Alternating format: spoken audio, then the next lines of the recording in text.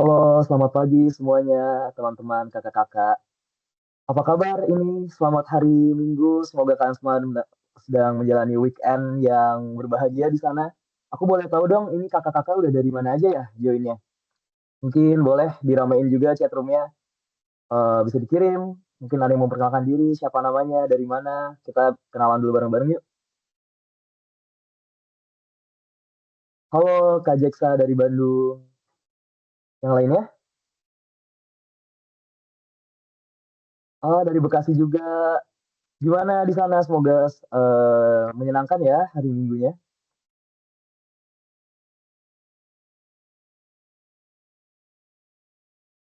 Oh, dari Bandung juga. Oh my God, so exciting. Jadi, teman-teman sekalian, kakak-kakak semuanya, selamat datang. Selamat datang semuanya di Seekers in Dialogue PYS Indonesia dengan tema kita pada edisi kali ini, Beyond Borders, From Student to Change Maker. From Singapore, oh my God, welcome. We're so happy to have you with us. Jadi teman-teman, perkenalkan, nama saya Gagah, and today I will be your host. Saya akan jadi host kalian pada hari ini. Dan izinkan saya untuk sedikit mengenalkan tentang acara ini bahwa Seekers in Dialogue adalah bagian dari event yang diselenggarakan oleh The Young Seekers. Pada Seekers in Dialogue ini khususnya diselenggarakan oleh The Young Seekers Indonesia. Dan ini adalah sebuah ruang di mana kita bisa bertemu dan berbincang dengan pemuda-pemudi inspiratif dari Asia Tenggara. Dan sekarang kita udah punya bintang tamu yang sangat inspiratif sekali nih. Jadi sebelum kita perkenalkan dan juga menyambut bintang tamu kita, karena aku yakin juga yang lain pasti udah pada nggak sabar mungkin untuk bisa dapat insight-insights-nya. Nah, alangkah baiknya untuk kita sekarang memulai dengan sama-sama berdoa menurut kepercayaan masing-masing. Berdoa dimulai.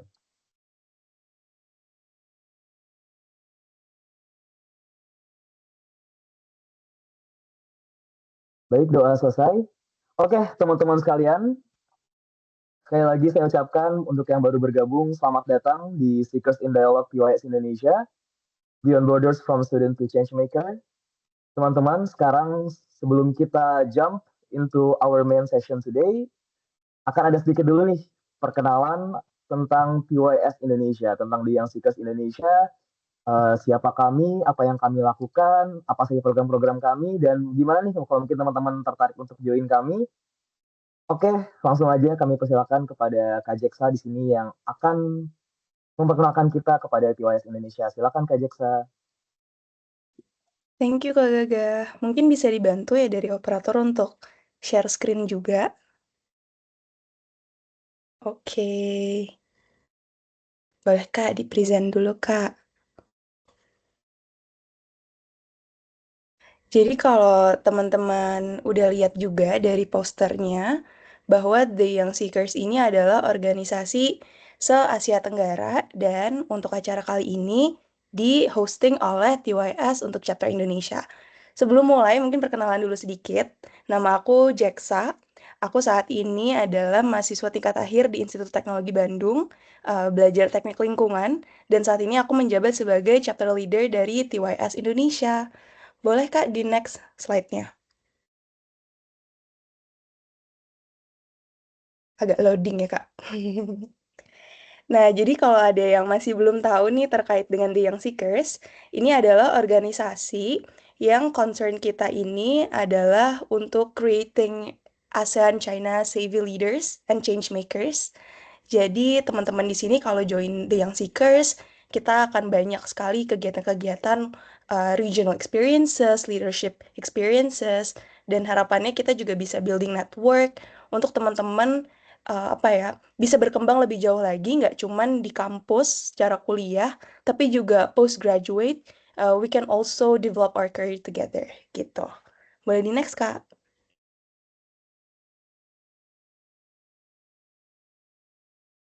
Nah, ini ada beberapa fun fact juga nih tentang The Young Seekers. Jadi, untuk headquarter dari The Young Seekers itu adanya di Singapura, teman-teman. Dan co-founder-co-foundernya juga asalnya dari Singapura. dari TYS sendiri udah berkolaborasi dengan banyak sekali universitas dan companies. Salah satunya ini ada yang bisa dilihat juga di sini logo-logonya. Mungkin teman-teman ada juga yang udah kenal, ada NUS, SMU. Kemarin tuh kayaknya rame banget ya waktu tahun lalu acara-acara Clash of Champion gitu-gitu. Nah, The Young Seekers juga sudah pernah berkolaborasi dengan kampus-kampus besar tersebut gitu. Dan bahkan untuk di TYS Singapura sendiri udah pernah juga mengundang minister. So that's really really great. But the next Kak.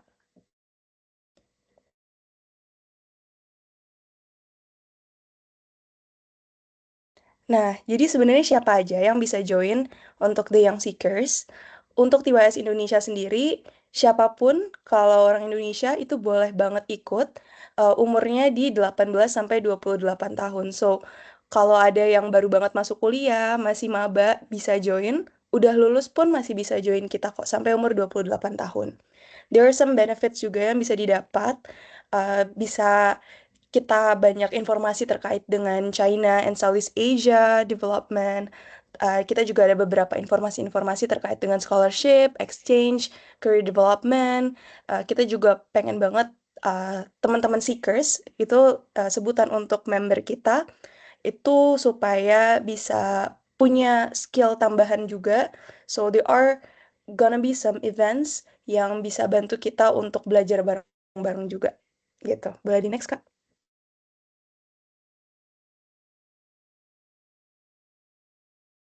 Agak macet ya Kak slide-nya. Oke, nah ini ada beberapa flagship programnya ya. Jadi untuk TYS secara internasionalnya nih ada program namanya Seekers Go.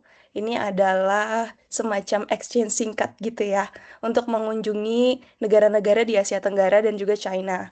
Untuk setahun itu ada 2 kali programnya. Biasanya kalau mid-year itu ke China, kalau untuk akhir tahun itu ke negara-negara Southeast Asia. Kebetulan ini bulan Juni ini akhir Juni aku akan mewakilkan untuk TYS Indonesia juga untuk ke China gitu. Dan ini terbuka untuk semua member kalau mau ikut. Lanjut.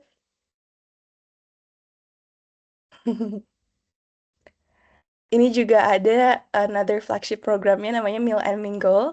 Basically ini adalah makan-makan santai where we can invite someone untuk bisa sharing tentang their professional life, tentang ilmu-ilmu yang bisa kita pelajari juga gitu. So it's more of informal meeting gitu deh. Boleh dilanjut Kak.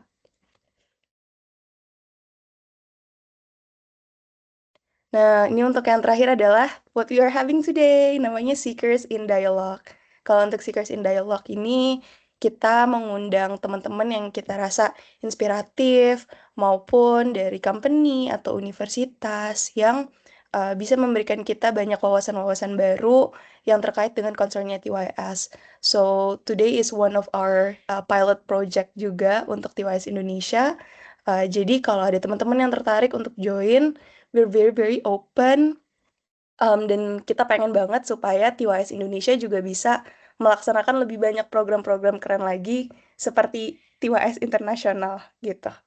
Boleh dilanjut, Kak? Oh, udah selesai. So, thank you so much for the attention. Semoga acara hari ini menarik buat teman-teman. Jangan takut buat nanya kalau misalkan di tengah jalan dengerin Kak Fatir cerita ada banyak ide-ide dan concern, boleh banget dipakai room chatnya, bebas. So, I hope you guys have a very, very great day today. Bye-bye, thank you.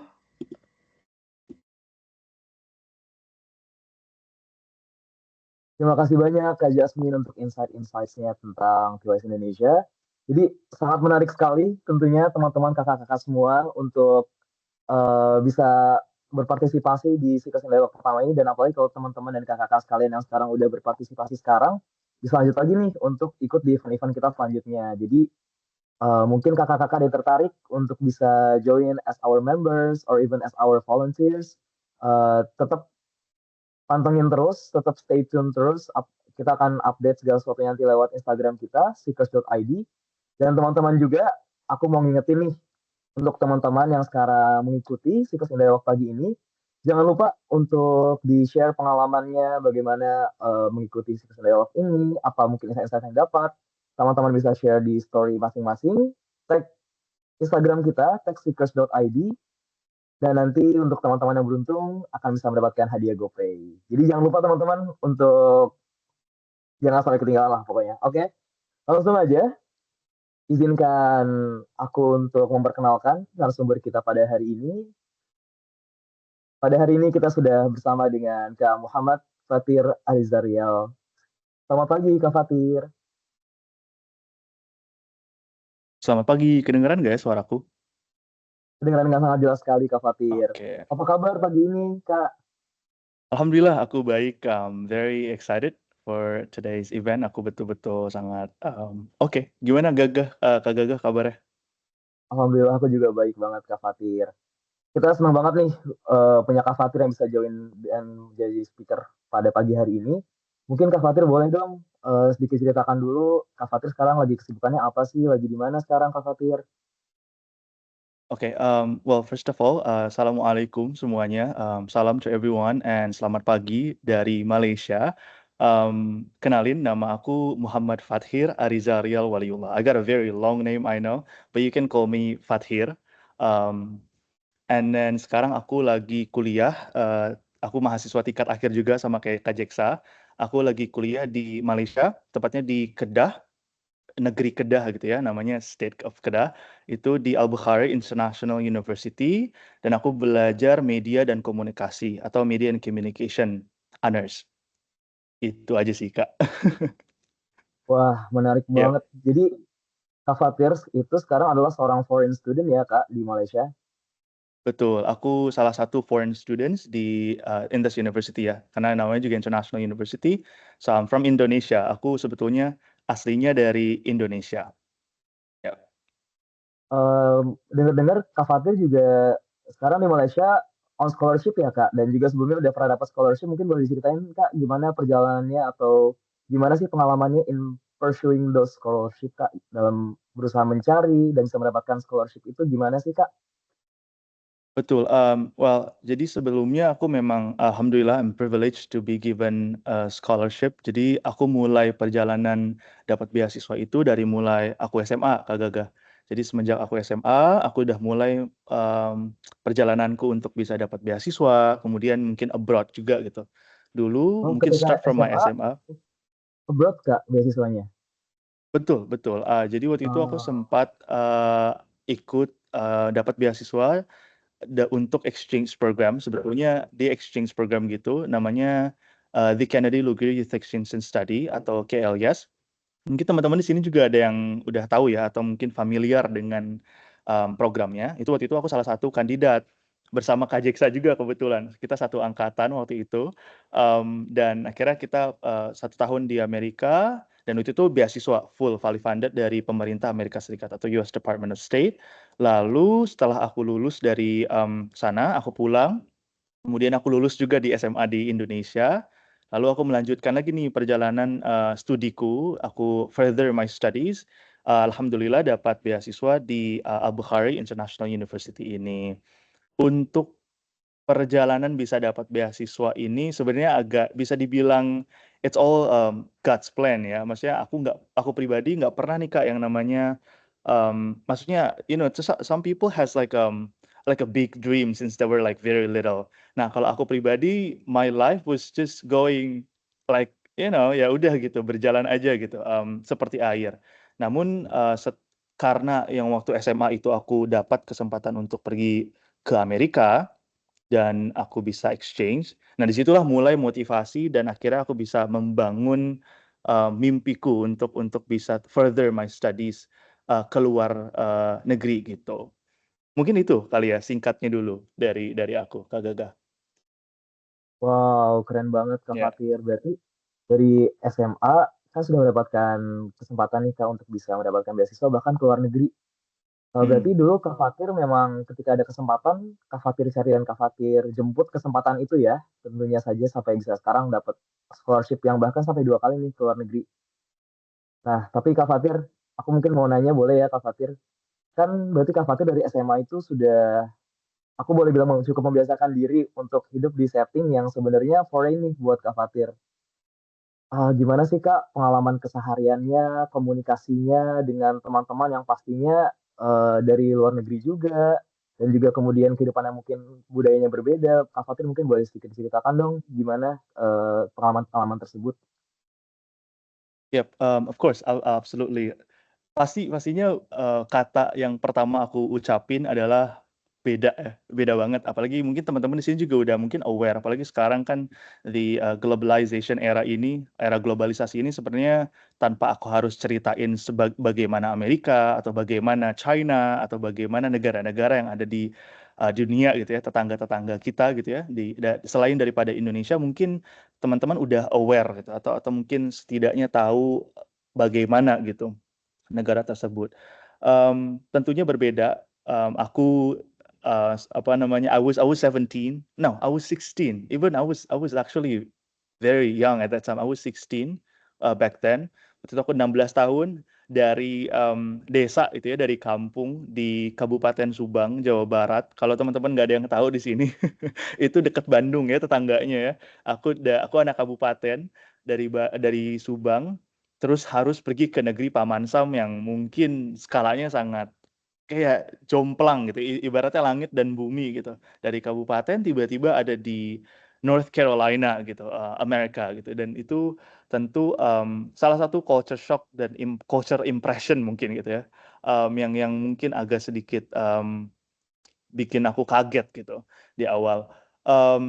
Perbedaan tersebut tidak hanya, tentang secara umum aja gitu kayak, oh ini beda negara, beda bahasa gitu ya, beda, budaya, tapi juga ada banyak hal-hal yang tidak terlihat dan aku harus adjust juga, misalnya mindset, kemudian, personality, kepribadian, tingkah laku gitu ya, kemudian hal-hal yang kita tuh jarang kepikiran gitu, karena hal tersebut tidak, vivid gitu ya, tidak obvious, kita tidak lihat gitu. Melainkan hal tersebut, ada ketika kita, berinteraksi dengan mereka. Akhirnya kita sadar nih, akhirnya kita dapat impression gitu.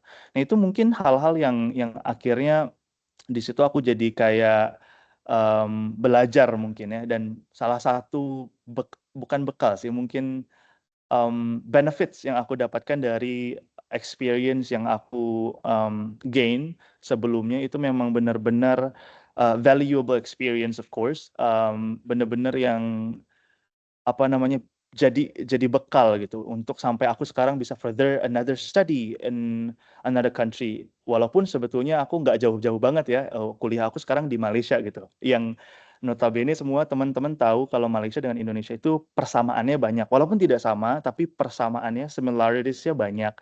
Tapi tetap, ada banyak hal yang aku dapat gitu ya, I benefited from the previous experiences yang akhirnya jadi satu, strength, jadi satu bekal yang akhirnya aku bisa survive di, kuliah ini gitu, di, Malaysia ini gitu.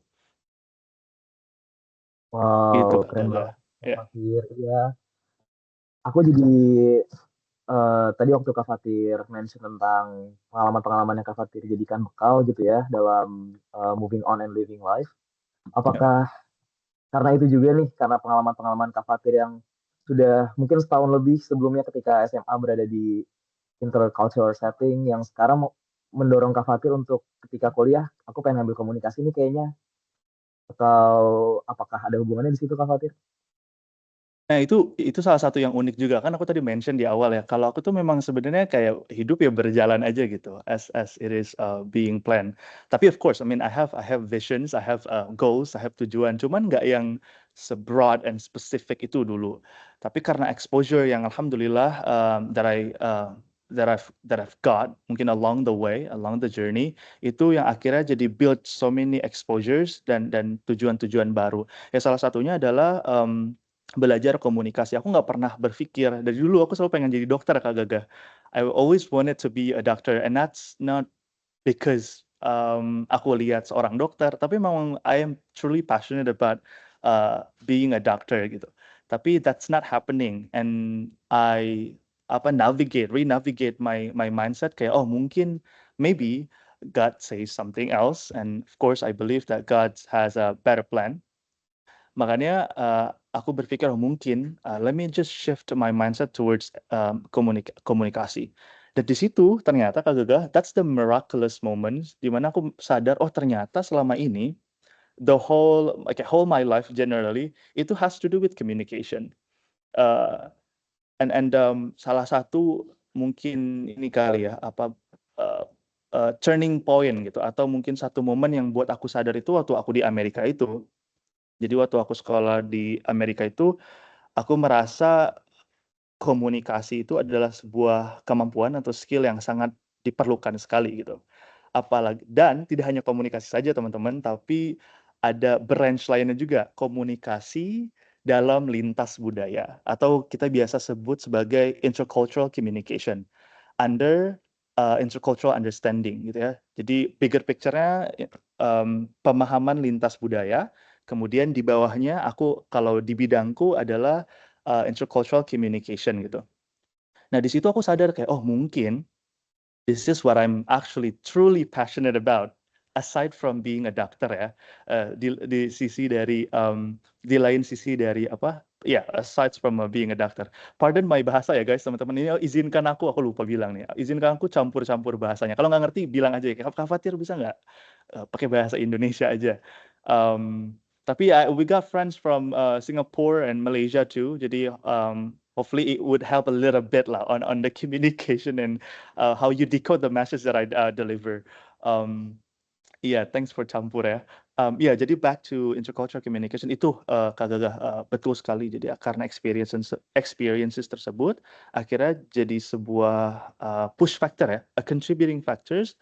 Kayaknya aku betul gitu belajar komunikasi dan ternyata makin kesini semakin convince bahwa ternyata memang satu belajar komunikasi is my passion.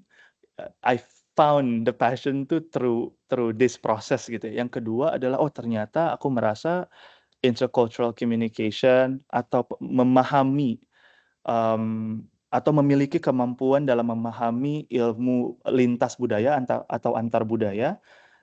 Kemudian juga melatih diriku untuk bisa punya skill dalam intercultural communication itu sangat penting dan sangat signifikan, khususnya di situasi aku sekarang, yang akhirnya aku kan sekarang kuliah lagi nih Kak, di kampus internasional, yang di mana di sini ada hampir 80 negara yang berbeda, dan teman-teman dari Rusia, dari Jepang, dari Malaysia, dari Singapura juga ada, Brunei, ASEAN mungkin udah nggak usah disebutin kali ya, dari negara-negara dari benua Afrika, Eropa, Amerika, Australia, itu gara-gara itu akhirnya gara-gara because of intercultural communication aku bisa mingle dengan mereka dengan baik gitu.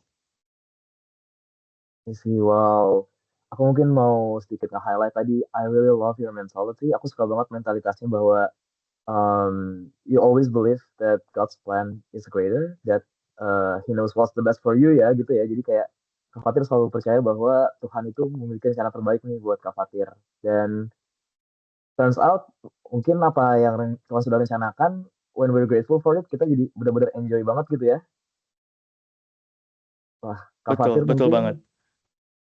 ya kalau aku boleh dive a little bit deeper lagi nih, kalau boleh masuk sedikit lebih dalam lagi. Ketika memulai Kak Fatir, apakah pernah ada tantangan, terutama di setting yang intercultural ini dalam komunikasi, mengenal budaya yang baru, berbicara, atau bahkan make friends dengan teman-teman baru? Terus mungkin gimana kalau ada teman-teman yang ngerasa, kayaknya aku introvert, aku nggak akan bisa nih. Apakah harus jadi seorang extrovert, atau sebenarnya gimana sih Kak Fatir?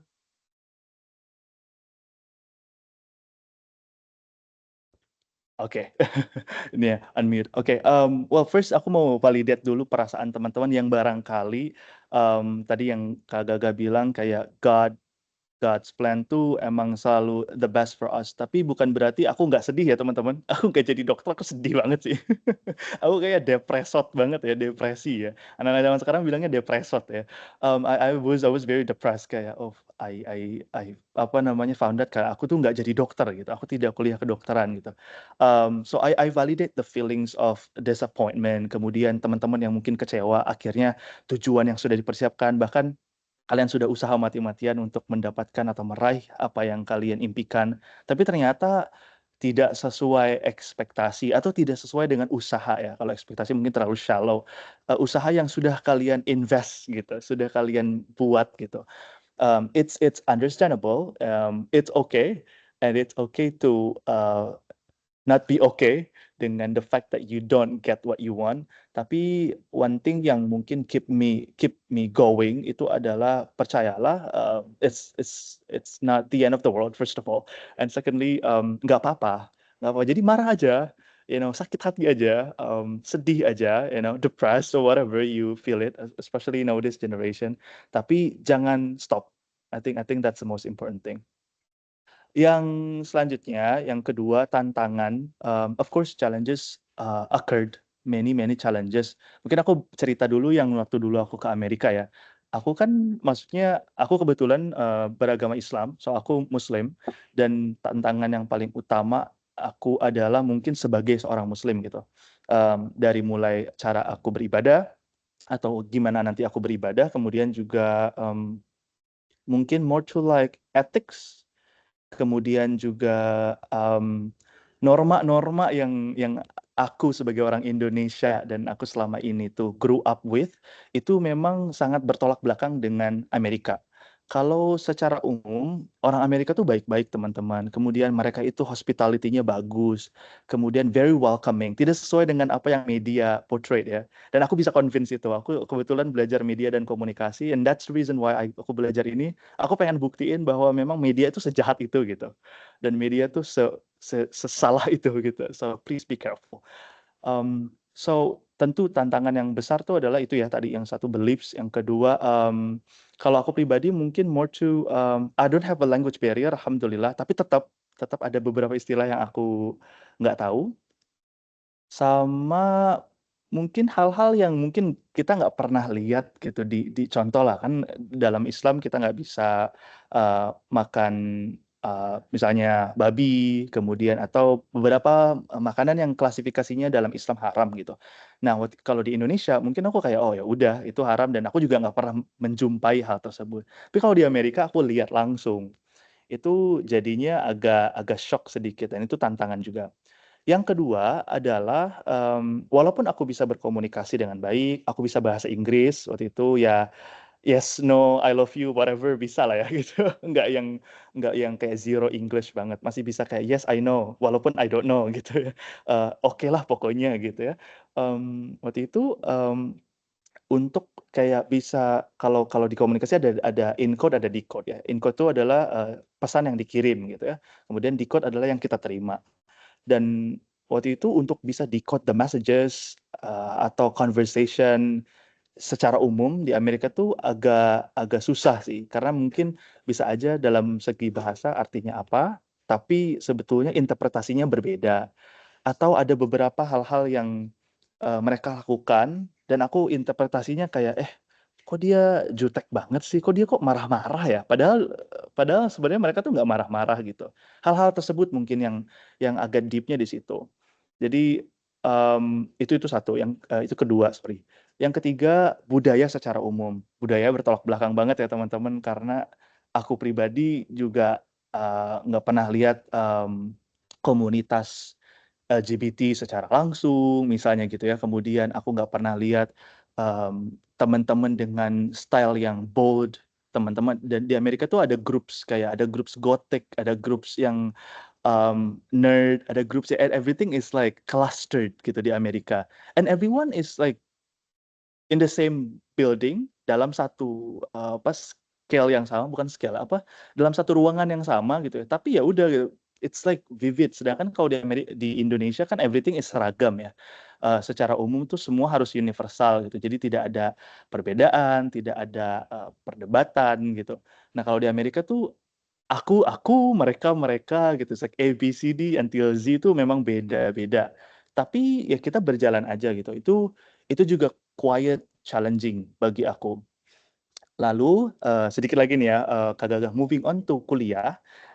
Sekarang aku selama kuliah di sini, aku belum pernah ketemu teman-teman dari Afghanistan. Aku belum pernah ketemu dari teman-teman dari Iran, atau dari negara Asia Tengah, kayak Central Asians.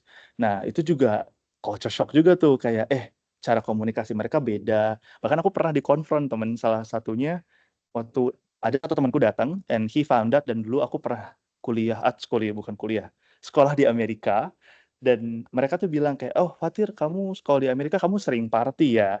Terus kamu pasti udah minum alkohol ya? Terus kamu pasti udah pernah melakukan hal-hal yang di luar batas," gitu.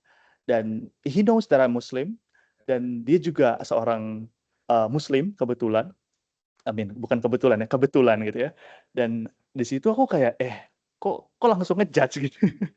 Bentar, kita nggak kenal gitu, kok Anda tiba-tiba langsung accuse saya kalau saya sudah melakukan hal-hal yang seperti Anda lihat di film-film gitu, kalau Amerika tuh party gitu, alkohol dan lain-lain.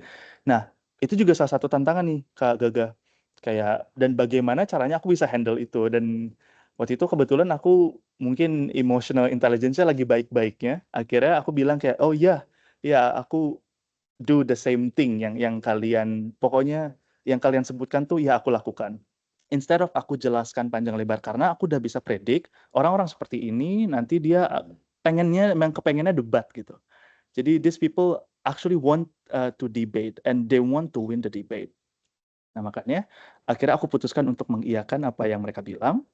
Lalu, suatu ketika I met this person again at the mosque, di masjid. So, and suddenly dia datang ke aku, dia bilang kayak, "Oh my gosh, kayak how come you come to the mosque?" I said, "Well, I have to come to the mosque." Dia kayak kaget gitu, dan secara tidak langsung tuh indirectly I communicated to him kayak, "What you said is not correct.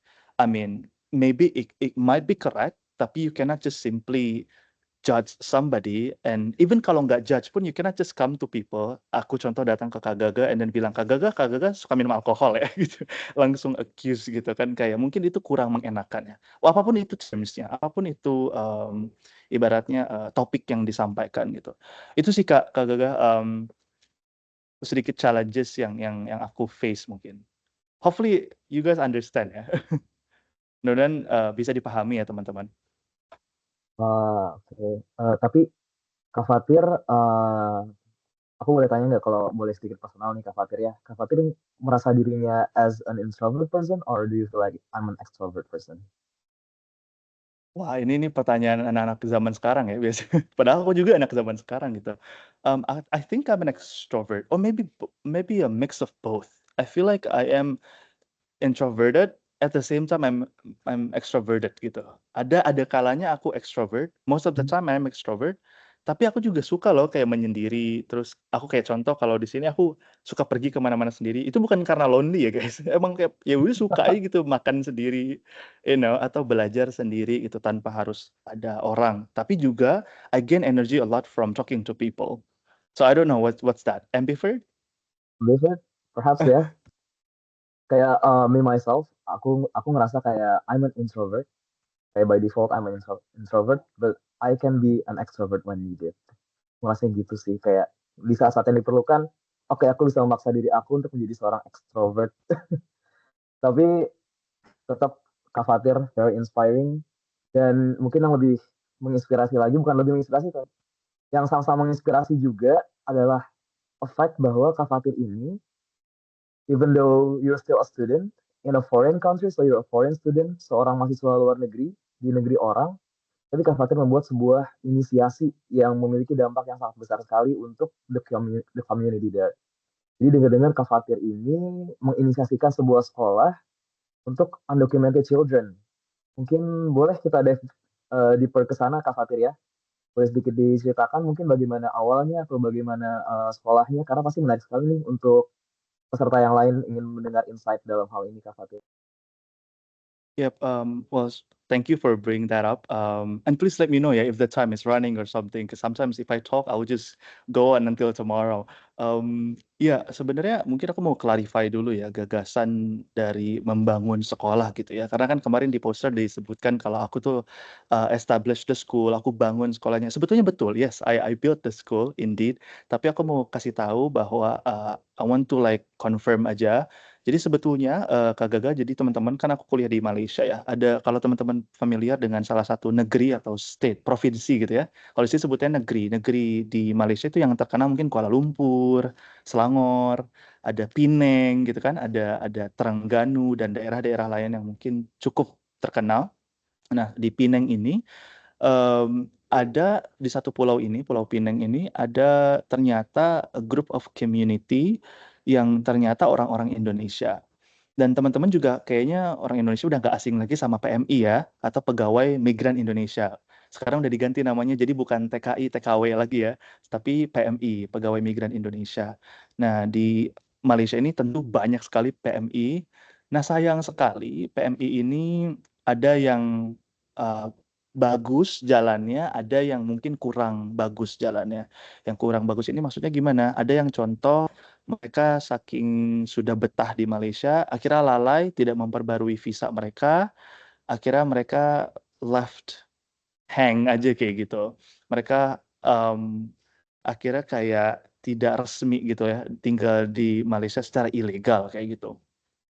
And then ngomong-ngomong soal illegal or undocumented children, akhirnya ada satu orang waktu itu yang come up with kayak, oh mungkin kita bisa bantu nih kontribusi untuk anak-anak yang akhirnya jadi korban dari orang tuanya, yang awalnya jalurnya bagus, jalannya bagus, menjadi PMI, kemudian menikah dengan orang asing. Orang asingnya itu lingkupnya ASEAN, bisa juga orang asing dari negara lain gitu ya, dan Malaysia juga tentunya. Itu mereka punya anak dan akhirnya left undocumented karena mereka tidak bisa jadi warga negara Malaysia maupun warga negara Indonesia gitu ya. Nah, orang ini akhirnya establish yang namanya gagasan atau ide untuk membangun satu sanggar. Sebenarnya bukan sekolah ya, kita sebutnya sanggar bimbingan, SB atau SB. Nah, SB ini adalah menampung siswa-siswi, anak-anak kecil dari umur sekitar 4 sampai betul-betul dari kecil banget ya, 4 sampai 17 tahun untuk bisa kumpul dan belajar. Karena memang kebanyakan anak-anak di undocumented children ini ya, anak-anak para migran ini yang tidak terdokumentasikan secara legal di Malaysia, itu memang left behind dan alone. Jadi mereka ditinggal gitu aja sama orang tuanya. Beberapa ada orang tuanya yang sibuk bekerja karena harus hustle dan harus menghidupi kehidupan sehari-hari. Kemudian juga ada yang memang benar-benar ditinggal sama orang tuanya, entah kemana orang tuanya. Jadinya akhirnya yatim piatu gitu ya, atau orphans secara tidak mati gitu ya. Jadi orang tuanya ada tapi nggak tahu kabur gitu. So balik lagi orang ini akhirnya come up with that idea. Nah, orang ini siapa? Orang ini adalah sebenarnya mahasiswa Indonesia juga dulu, sekitar tahun 2010, 2011, itu akhirnya mereka kayak, oke kita kumpulin anak-anak PPI atau PPA ya, Persatuan Pelajar Indonesia. Mungkin teman-teman tahu ya organisasi diaspora Indonesia di luar negeri itu, kalau untuk orang Indonesia seluruh dunia itu ada namanya PPI. Akhirnya bekerja sama dan membangun sekolah tersebut. Sekolah tersebut sebenarnya sudah dibangun di beberapa daerah di Malaysia, salah satunya di Penang sendiri. Nah, terus suatu ketika, jadi udah jelas ya guys, si idenya itu sudah ada. Lalu suatu saat aku travel sama teman-temanku ke salah satu daerah di Pulau Pinang yang entah kenapa kita tiba-tiba tersesat ke daerah situ, namanya Pematang Tok Jaya, itu nama jalannya, and suddenly we see satu gubuk, itu benar-benar clearly gubuk. Mungkin nanti teman-teman bisa lihat, aku udah siapin sedikit overview of ini mungkin bisa di-share sekarang kali ya, Kak, kalau boleh. Sambil aku ngobrol aja nanti aku bisa tunjukin. Satu gubuk yang akhirnya kayak kalau orang Indonesia ketemu orang Indonesia tuh dia punya kayak sinyal gitu ya, punya koneksi. akhirnya aku ketemu sama mereka, sama salah satu orang tua mereka, dan akhirnya kayak, orang Indonesia ya? Terus kita bilang, "Oh iya kita orang Indonesia, kita mahasiswa di sini." "Oh lagi ngapain?" Katanya. Terus ya aku bilang, "Kita lagi jalan-jalan, mau ke pantai, tapi kita pantainya nggak ketemu-ketemu," gitu. Akhirnya malah ketemu mereka ini. Dan yes, long story short, akhirnya kita melihat keadaan yang sungguh sangat memprihatinkan, dari mereka ini yang akhirnya kita tergerak. Aku, teman-teman di Al-Bukhari, teman-teman Indonesia, nah ini mungkin ya sekarang bisa teman-teman lihat, itu ada sekitar 10 orang, waktu itu kita datang ke daerah sini. Nah ini teman-teman yang di belakang tuh, itu tuh rumah ya, itu tuh bagus. Yang aku maksud itu adalah yang aku lagi ngajar ini, ada tulisannya peresmian, itu bener-bener berapa meter persegi ya, bener-bener kayak kamar kos kontrakan yang kecil, yang dibangun dengan kayu, itu bener-bener tidak ada sama sekali bata gitu. Jadi bener-bener tidak ada fondasi, kalau banjir kehujanan, kalau banjir kebanjiran gitu. Dan, itu sebenarnya tuh kayak kandang kandang kambing gitu sebenarnya. Cuman akhirnya dialokasikan jadi satu tempat tinggal untuk satu orang tua dari anak ini. Tapi jangan salah mereka bayar dan yang punya tempat ini adalah orang Melayu, orang Malaysia yang di Pinang ini dan kalau nggak salah rumah yang di belakang ini adalah yang punyanya. Jadi dia punya rumah, mungkin rumahnya kelihatan juga kurang decent ya, tapi di belakang itu ada satu kayak kandang lah gitu. Dan awalnya kita mikir kayak, "Oh oke, this is like just aula, ya udahlah," gitu ya. Mungkin bapaknya tinggal di satu rumah apa gimana. Ternyata we found out memang bapaknya tinggal di situ juga, sama 2 anak. So, akhirnya kita tergerak untuk ngajar dan akhirnya kita ngajar biasa-biasa aja sampai akhirnya ada nih tuh kita bikin sendiri pakai kertas lipat peresmian. Sebenarnya itu ada tulisan lagi nanti di slide selanjutnya, SB Ami Ar-Rahmah, yaitu sanggar bimbingan yang kita akhirnya namain jadi Ami Ar-Rahmah. Karena teman-teman universitas lain itu dari kampus Universitas Islam, dia kayak filosofikan ar-rahmah gitu ya, kasih sayang gitu basically. Nah kalau yang ini mungkin kelihatannya desain ya, ada tempat segala macam. Nah ini tuh adalah, SB Ami Pineng, di mana ini tuh adalah tempat yang kita sewa setelah drama yang sudah kita lalui. Setelah akhirnya kita, long story short kita udah nggak ngontrak lagi di tempat yang kandang aku tadi sebut itu. It's very sad to say kandang ya, tapi it is actually. Akhirnya kita rent juga, kita ngontrak juga satu ruko. Itu tuh toko tapi kita jadiin sekolah, yang akhirnya ya seperti ini keadaannya mungkin improve ya. Boleh di slide selanjutnya, Kak? Nah ini tuh long story short lagi sampai akhirnya perjuangan kita ya dari 2022 sampai sekarang 2025, sampai akhirnya ada anak-anak KKN Indonesia yang KKN di sekolah yang aku dan teman-temanku buat ini. Karena mungkin secara objektif mungkin bisa benefit. Akhirnya selama ada KKN itu kita udah nggak pernah ngajar lagi tuh, karena udah di-handle sama teman-teman KKN Indonesia. Aku lupa ya dari universitas mana ya, aku udah lupa ini 2023 sekitar 2 tahun yang lalu, ini ada logonya sih, aku lupa, tapi universitas di Jawa Barat. Mereka tuh datang ke Malaysia untuk hanya mengabdi, KKN seperti biasa, mungkin mungkin teman-teman di sini udah familiar, sama sama murid-muridku di sini. Selanjutnya, Kak, mmm, mungkin boleh, apa, skip-skip aja kali ya, ini mungkin overview. Nah inilah keadaannya teman-teman, nah ini yang tulisan aku bilang tadi SB Ami Ar-Rahmah. Nah, ada 2 ya, karena sebenarnya udah ada 1 kan, dan itu pun keadaannya nggak yang sebagaimana dan ini aku lagi ngajar. Nah, ini juga ada beberapa kunjungan dari, alhamdulillah kita dapat banyak bantuan dari, Konsulat Jenderal Republik Indonesia di Penang, dan juga ada bantuan dari, Kedutaan Besar Republik Indonesia di Kuala Lumpur, tapi again mereka juga tidak bisa berbuat apa-apa gitu ya.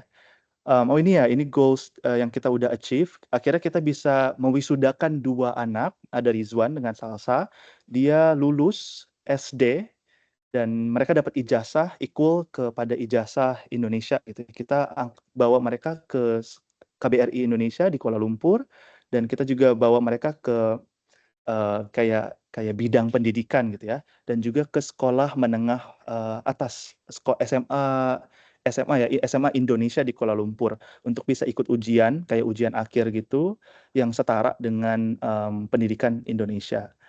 Mmm Mungkin itu aja sih, Kak Gagah, sedikit overview on the school yang we establish. Alhamdulillah. Mungkin sedikit lagi kayak teman-teman semua ini happen due to balik lagi ke topik yang awal tadi ya, kayak apa di pemahaman of intercultural understanding gitu. You know, karena memahami pemahaman budaya, lintas budaya atau antar budaya, akhirnya salah satu benefit dari belajar hal tersebut itu adalah aku bisa come up with this idea, dan bukan aku saja, kita ya, kami teman-teman di Al-Bukhari dan juga salah satu universitas yaitu Unisiraj di Perlis, Malaysia, itu bisa akhirnya menginisiasikan sanggar bimbingan di daerah tersebut. Namun sekarang nanti mungkin bisa cerita lagi kali ya, tapi ya sekarang sanggar tersebut tuh udah nggak ada teman-teman yang di tempat itu, tapi udah pindah alhamdulillahnya di satu tempat yang lebih baik gitu. Itu sih Kak Gaga. Aku mau jujur nih, Kak Fatir, aku tadi dengar ceritanya, especially udah nyampe di part kita berhasil mewisudakan dua anak dibawa ke KBRI mendapatkan ijazah dari Indonesia. I literally had a goosebump, and sekarang aku dapat lagi nih just by mentioning it. Kayak it's really inspiring for me because jujur aja I'm also an education student, Kak Fatir, dan I engage with children a lot.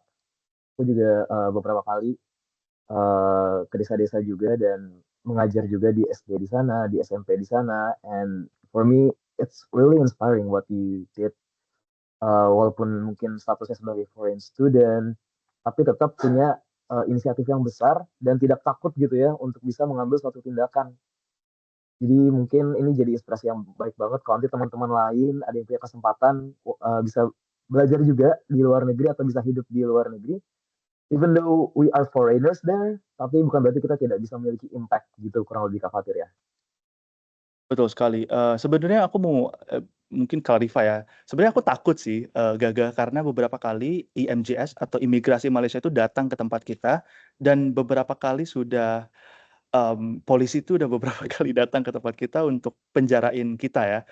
Beberapa kali itu benar, itu penjarainnya bukan aku sih ya, tapi tetap aku tuh involved in the activities karena kesannya aku melindungi para undocumented people atau illegal being gitu. Dan tapi alhamdulillah mungkin karena niat kita baik, sebenarnya kita datang bukan untuk kayak mau melindungi mereka secara rights apa gimana. We're just, mengisi kegiatan mereka, anak-anak ini khususnya. We're focusing on the kids sih, karena kids ini kan innocent ya jatuhnya. Walaupun memang aku juga marah sebetulnya pada orang tuanya, yang akhirnya mereka tanpa berpikir panjang jadi warga negara ilegal atau jadi orang ilegal di satu negara, yang akhirnya korbannya adalah anak-anaknya gitu. Many times sampai sedikit mention banyak juga orang tua yang akhirnya ditangkap. Tapi tenang aja teman-teman, kita juga bantu mereka sekuat tenaga sebagai mahasiswa, sebatas mahasiswa, untuk kayak bisa, kita sempat pernah ngabarin keluarga mereka yang ada di Boyolali. I don't know, suddenly we became like investigators. It's funny ya, but thinking about it, kayak last 2 years tuh, it has been a roller coaster for us to just deal with that, and suddenly apa ya, many times I think kayak kok gue harus buat kayak gini ya, kayak ngapain juga buat I have to do this gitu. Tapi now that I think about it, I think it's it's um it's not about making change, it's not about you do something for validations and stuff. It's just about humanity, it's you as a human, and you apa namanya, memanusiakan manusia tersebut gitu. Karena as Kak Jeksa bilang kan kayak um, apa namanya, banyak tadi sorry Kak Gagah bilang banyak juga di Indonesia, betul, bahkan di Indonesia lebih parah juga ada ya, kondisi di mana anak-anak tidak mendapatkan equality in education, dan banyak hal gitu yang sebenarnya, and that again, it's all about being human sih. Itu aja sih dari aku. Everyone, every children has the right for education, dan ini menginspirasi banget. I really want to also like try to do more. I'm very inspired by you, sangat inspirasi sekali. Terima kasih banyak Kak Fatir, dan Kak Jeksa juga mention di chatroom bahwa di Indonesia juga Kak, untuk teman-teman yang ngerantau saat kuliah di Indonesia tetap bisa being a change maker. That is so true.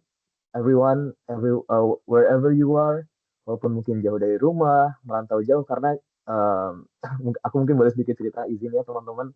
Aku juga sekarang lagi cukup merantau. Rumahku di Jawa Barat, aku sekarang kuliah di Jawa Timur. Dan teman-temanku bahkan yang lebih jauh lagi, teman-temanku ada yang dari Papua, teman-temanku ada yang dari Aceh, ada yang dari Sulawesi, dari Kalimantan kuliah di kampusku sekarang di Universitas Darussalam Gondang ini. Dan tapi aku ngeliat mereka juga punya keinginan untuk bisa jadi change maker itu. Jadi teman-teman tentunya selalu percaya bahwa wherever you are, you can be a change maker there. Kak Fatir, aku boleh nanya nggak, ada nggak sih satu momen nih kira-kira yang paling berkesan gitu untuk Kak Fatir yang mengharukan, sangat membahagiakan mungkin selama pengalaman Kak Fatir ini? In terms of yang sekolah ini ya, apa Iya. in general?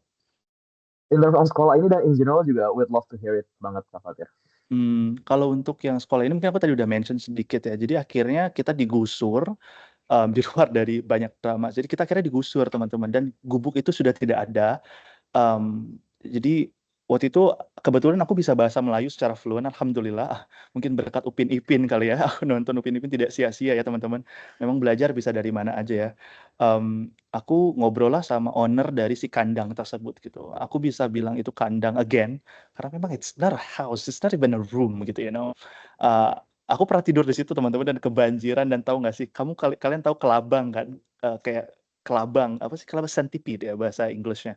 Itu kelabang tuh naik ke atas. Oh my goodness. And kebetulan aku orangnya nggak yang takut dengan hal-hal tersebut, tapi tetap geli gitu kan ya. Itu tuh it was a moment. Jadi akhirnya digusur, padahal kita udah fight, kita mau ngontrak, kita mau bayar, dan kalian itu mengharukan banget sih karena aku sampai galang donasi among students. Dan kita ini kan siswa rantauan yang nggak punya uang juga ya. Kita juga sama-sama juga perlu uang gitu. Tapi akhirnya we try our best. We talk to Konjen, Consulate General of Republik Indonesia in Penang. Kita talk to KBRI, and then bukannya mereka tidak ada aksi ya, tapi memang again kita harus paham bahwa hukum ada batas-batasnya gitu, atau segala sesuatu tuh ada batasannya. Kita nggak bisa yang kayak trying to break through everything gitu ya. So I understand in that. So akhirnya kita sedih karena walaupun kita udah pindah ke tempat yang lebih baik, anak-anak yang tinggal di daerah situ tuh tetap di situ. Dan kita tuh pindah ke tempat lebih baik di sekitaran namanya Bukit Martajam, tidak dekat dengan kota Pineng atau Georgetown. Jadi untuk mereka dari kampung yang kalau bahasa Sunda tuh kampung beledug ya teman-teman, kayak very pedalaman gitu ya, kampung-kampung banget gitu ya, itu bisa datang ke situ tuh perlu transportasi. Transportasi dengan bus di Pinang itu hanya Rp3.000 atau 1 sampai 2 ringgit, 3 sampai 6 ribu rupiah, dan bus tuh available 24/7. Tapi these kids are small kids, you know, and it's for them to travel away just for the sake of school itu nggak bisa gitu. Banyak kita kan nggak tahu ya, ada penjahat, diculik nanti anaknya, kan we never know gitu. Kita sempat mencoba untuk rent car juga untuk antar jemput setiap minggu. Karena kan sekolah ini tuh setiap weekend ya guys. Jadi hari Minggu biasanya aku akan ke train station, aku akan naik kereta, habis naik kereta api ya. Kalau kereta di Malaysia itu mobil. Kereta api, aku akan naik ferry untuk menyeberang lautan dari Pulau Kedah ke Pulau Pineng. Karena dia memang nggak bisa jalur darat untuk ke daerah situ. So aku naik ferry, transportasinya aman, Malaysia ini bagus akomodasinya. Habis naik ferry, aku naik Grab car. Habis naik Grab car, nanti aku jalan kaki guys ke tempat si desa tersebut. Walaupun jalan kaki cuma 650 meter sampai 1 kilo lah, nggak terlalu jauh gitu ya. For you guys, anak-anak muda, please jalan kaki, jangan males ya. So anyways, itu mungkin momen yang paling mengharukan ya. So digusur,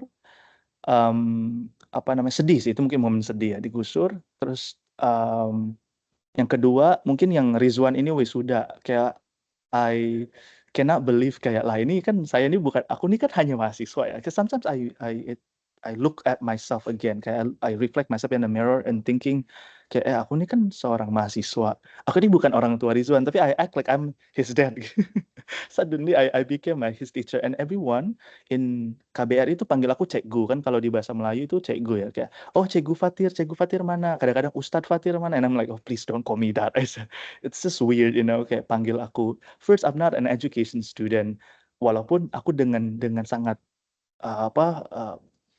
berbesar hati ya, is that a correct terms? Sangat sangat lapang dada dan sangat happy gitu ya. Maksud aku benar-benar happy disebut guru, tapi it's just a heavy heavy terms for me to accept gitu. Mungkin kalau Kak Gaga mungkin bisa ya, kata guru itu it's okay. Kalau aku sekedar ya tapi ya they call me cikgu and they said okay, selamat sudah anaknya sudah wisuda.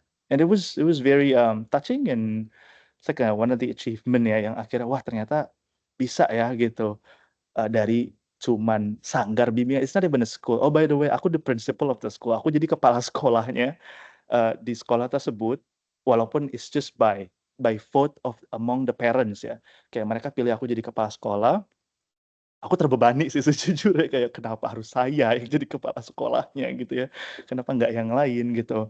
But I take that responsibility and trying to, just work on what I can do gitu sih.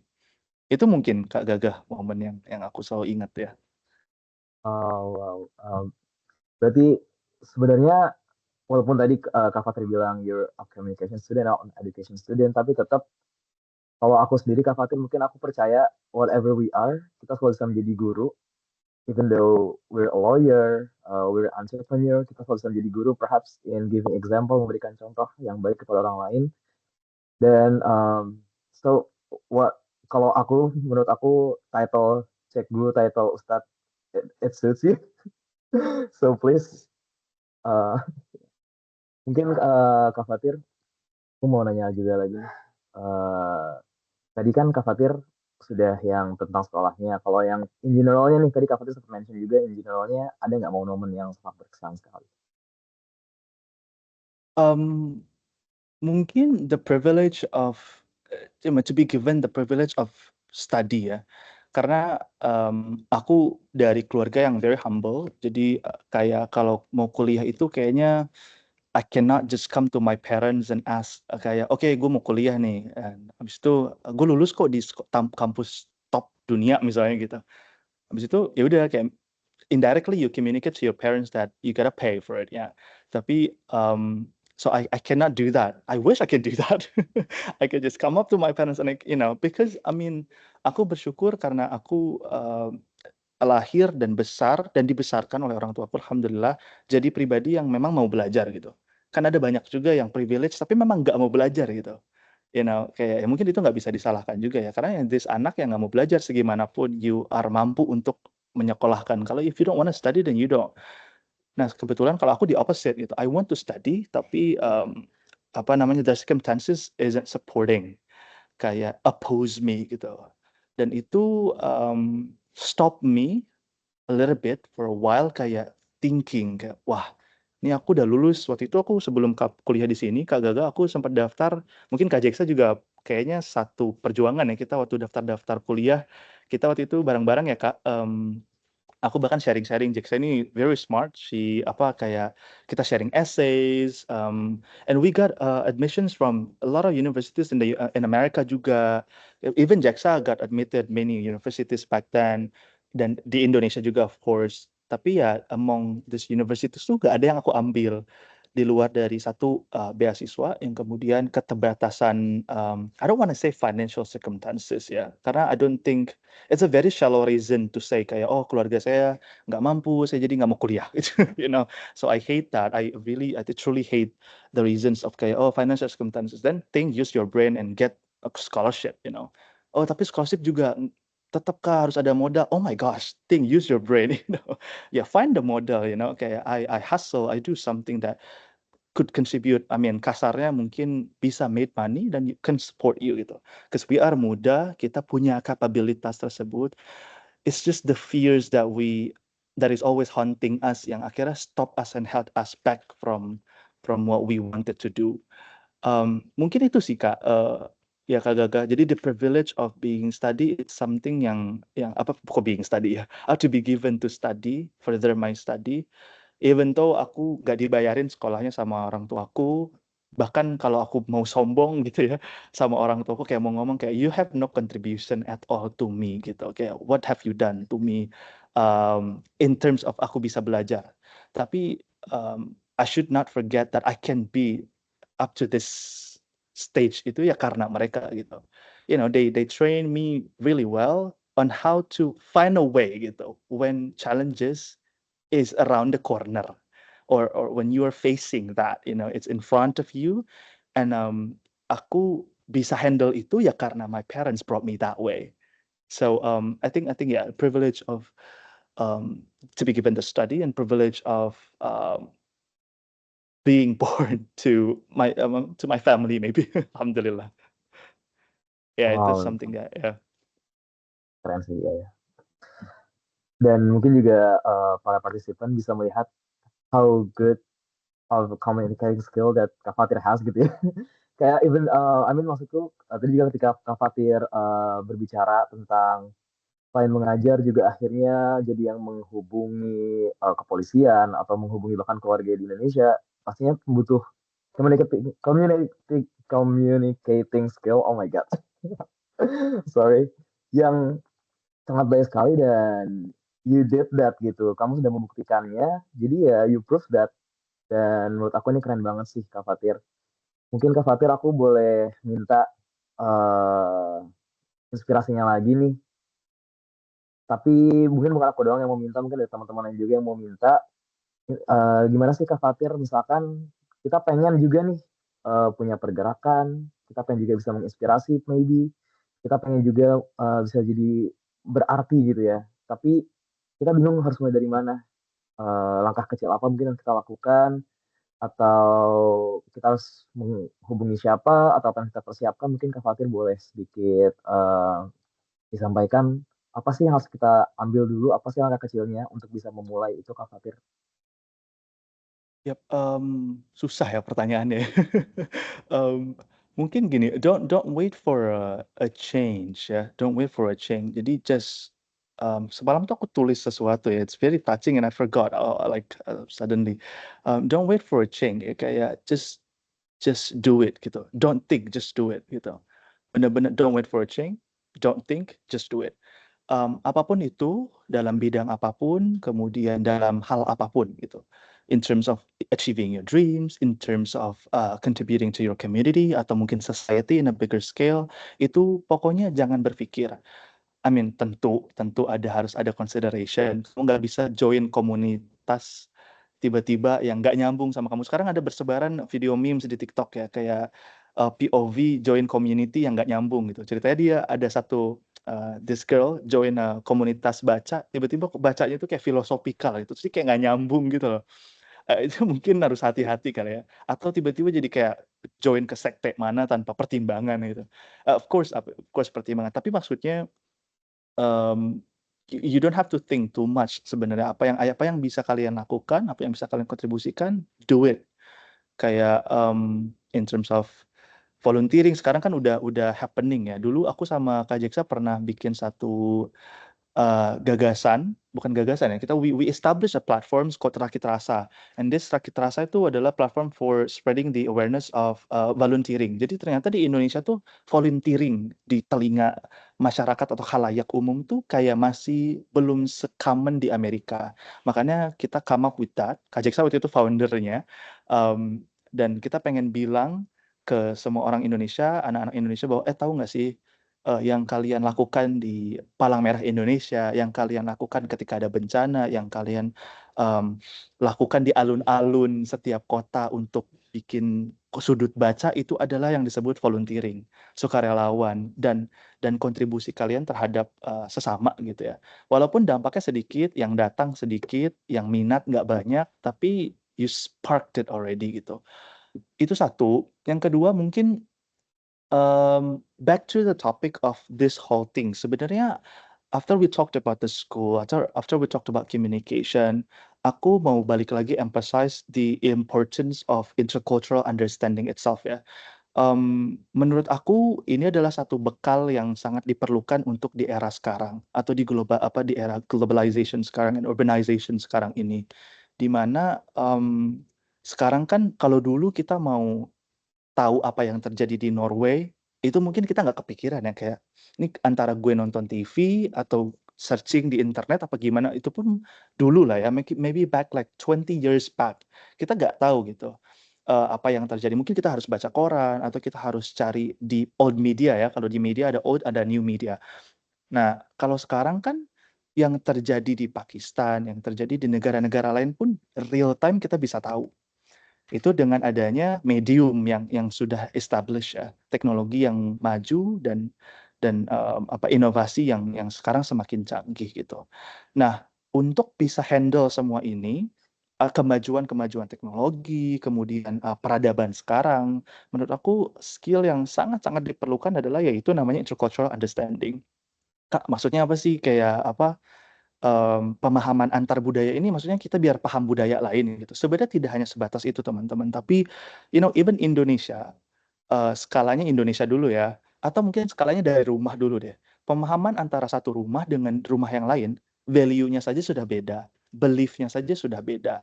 Nah, dengan intercultural understanding itu bisa harmoni dan bisa dijembatani oleh si intercultural understanding ini atau pemahaman antar budaya ini. Dan pemahaman antar budaya ini dia cakupannya banyak, luas. Salah satunya adalah emotional intelligence.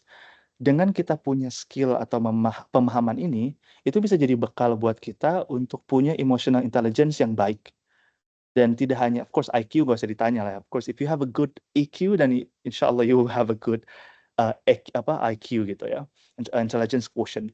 Kemudian self-awareness. Jadi tingkat kesadaran diri sendiri and for others itu juga salah satu cakupan cultural understanding. Jadi tidak hanya sebatas atau setakat pada kayak mengerti budaya Amerika ada tarian ini ya. It's not about that actually. It's even deeper than that.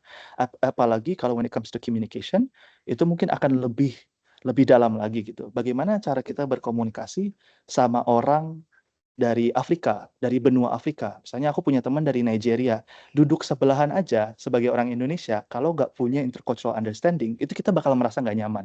Believe me or not, tiba-tiba ada orang teman kita yang berkulit lebih gelap dari kita, hitam, ngeliatin kita tuh kayak oh my gosh, what do I do, you know? So mungkin itu jadi hal-hal yang bisa teman-teman pikir. Atau aku punya pengalaman dulu aku sempat kerja di salah satu, sempat bukan kerja sih, lebih ke apprenticeship gitu ya.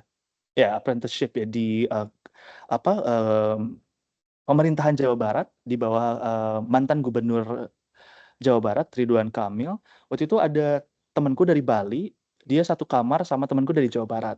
Dan temanku yang dari Bali ini, dia bilang sama temanku yang umurnya jelas-jelas lebih tua, dia bilang kayak, "Eh, kamu abis ini mau kemana?" Gitu. Tapi pakai bahasa dan logat Bali. Itu yang dari Jawa Barat tuh temanku shock banget dan kayak merasa tidak dihargai gitu. Kayak, "Eh, ini bocah nggak sopan banget nih," kayak, "Kok seenaknya bilang kayak gini sama saya?" Gitu. Nah, ini sebenarnya, mmm konflik tersebut tidak akan terjadi jika punya pemahaman intercultural. Itu yang small scale.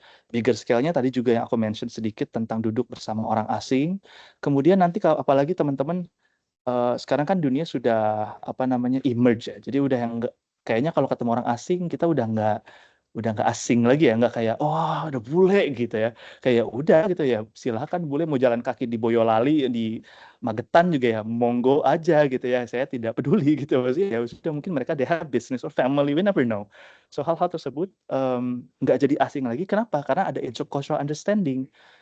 Karena kalau enggak ya mungkin akan jadi sesuatu yang kayak wah atau sesuatu yang asing terus di mata kita. Nah itu mungkin itu salah satu inspirasi dan aspirasi mungkin ya untuk teman-teman yang hadir di sini. You gotta start building up that. It needs time for you to apa namanya be able to cope the things that I mentioned. Salah satunya under the intercultural understanding gitu. Karena menurut aku this intercultural understanding will apa namanya break the boundaries gitu. Yang awalnya kalian ketemu sama orang Cina takut, malu-malu, nggak bisa ngomong, and then you just initiated to talk to them, and you get to know them better, and maybe you will build a connection, and it will benefit you even more gitu. Mungkin itu sih dari aku, Kak Gaga. Terima kasih banyak Kak Fatir, keren banget benar-benar. Oh my god, sangat on point sekali menurut aku. Mungkin one last question Kak Fatir sebelum kita beranjak ke sesi tanya jawab Q&A gitu ya. Boleh di-share mungkin apakah Kak Fatir punya harapan ke depannya atau punya planning dekat-dekat ini atau mungkin dalam jangka lebih jauh, cita-citanya, oke mungkin sebenarnya kan mau jadi dokter tapi, Now do you have another plan atau ada yang lagi pengen dikejar sekarang? Boleh mungkin di-sharing terakhir nih Kak Fatir. Balik lagi ya, when God already like plan things out, itu kayak memang ujung-ujungnya and when you accept that, you just get the answer and make sense thing out gitu. Maksudnya aku tetap bakal jadi dokter teman-teman dan doakan, tapi ya mungkin nggak jadi dokter medical, tapi jadi dokter philosophy gitu ya. So maybe I could pursue my PhD and still get the title of a doctor. We never know. That's my biggest dream sebetulnya. Tapi at the same time, again with my apa namanya condition now, I feel like mungkin get a job um, soon or later, atau if I can pursue my study again, mungkin I would really love to, and I would love to kayak work here in Malaysia or even beyond Malaysia. Of course, I want to come back to Indonesia for some time juga, for my family and stuff. So untuk sekarang masih abstrak ya, masih kayak inilah. Tapi mungkin bigger picture-nya and I think I would pursue, and maybe we need another session like again later ya, Jaksa, when I am finally become a doctor. We never know. So I could like tell you guys. Yeah, exactly. Thank you. Liz and Shin. Maybe I could work across Asia Tenggara, yeah, ASEAN, because I think it's gonna be great to go for me to work in this particular area and dedicate myself to ASEAN, because ASEAN we're family gitu in this out of 11 countries in ASEAN, in Asia Tenggara. So yeah. So anything for the best, of course, I wish. And maybe can I mention one more thing to participants, teman-teman yang hadir? I want to say something sih. Sebenarnya aku tadi mau mention in the previous talk about the inspiration. I think it's very important for us to engage in curiosity before we jump right into judgment. Aku suka banget sama kata-kata itu, dan itu bukan original kata-kata aku. I learn about copyright, so I have to be careful. It's kata-kata dari Constance Wu. Kalau teman-teman pernah watch Fresh Boat, pernah nonton the show of Fresh Boat, bukan show, it's like a series ya. Jessica Huang, ya, the mom of Alex, dia bilang satu hal itu kayak, I think it's very important. It is very important to engage in curiosity before we jump right into judgment. And I think that somehow conclude our talk today. And for you to be able to not jump right into judgment, itu adalah dengan bekal intercultural understanding itu. Karena kalau aku lihat teman aku yang lagi ngobrol tuh shouting, aku nggak akan kayak, apaan sih, ini berisik banget sih, ganggu banget sih gitu. I would actually engage in curiosity. I would try to find out kenapa mereka harus berisik ngomongnya. Atau ketika ada temanku yang tiba-tiba confront aku, accuse aku, oh, you drink alcohol, right? Oh, you're a Muslim, but you don't practice, right? Blah, blah, blah. Just accuse you randomly. Itu I'm not gonna like fight back or trying to like defend myself. Maybe because I engage in curiosity, maybe they are betul-betul, they truly don't know kayak how to live in America is gitu. What it is being someone that live in America before gitu. And they are influenced by media and any other factors yang akhirnya they can just simply conclude that. And sebagai communication student, I cannot just simply judge people when they talk in such manner atau attitude. Bisa jadi it's not that they have that attitude, it's just because they don't know how to communicate well. They don't know how to put the words, they don't know how to put the topic, they don't know how to deliver it, they don't know how to disseminate the message that they have. So itu hal-hal yang mungkin aku bisa highlight dari today's topic, today's event. Yeah, itu mungkin Kak Gaga. Wow, that is Yep. such a powerful line. Menurut aku itu kuat banget. It's important that we engage in curiosity before we go straight to judgment. That's a really powerful line. Thank you so much, Kak Fatir. Yep. Sekarang teman-teman kita membuka window untuk tanya jawab. It's Q&A time. Jadi silakan teman-teman yang punya pertanyaan boleh langsung disampaikan aja lewat. Kita di sini ada window Q&A-nya. Kita juga ada chat room-nya. Boleh langsung sampaikan aja teman-teman. Oke, mungkin aku coba go over the question one by one. Mungkin langsung dijawab aja ya oleh Kak Fatir. Ini pertama tadi sebenarnya ada yang belum terjawab dari Kak Jaksa. introvert, extrovert, apakah mempengaruhi komunikasi nggak sih, Kak? Oke, aku langsung jawab apa gimana nih? Ini langsung jawab aja nggak apa-apa. Oke, thank you Kak Jeksa for asking. I think you know the answer lah Kak Jeksa. You're just testing me. Ya Allah. Um, secara what do you call that? Kalau literal meanings, whether introvert and extrovert, um, apa namanya, berpengaruh ya, influence to the communication way itu tentu ya. Mungkin teman-teman bisa distinguish between introverts ketika they communicate sama extrovert. Kalau extrovert, they like to have that certain energy yang betul-betul engage. The engagement is there. Biasanya, based on my observation and to my knowledge, introvert tuh they don't have that particular energy in engagement. Yang aku maksud tuh in the extrovert way gitu ya. They tend to communicate very simple, very short, very straight to the point.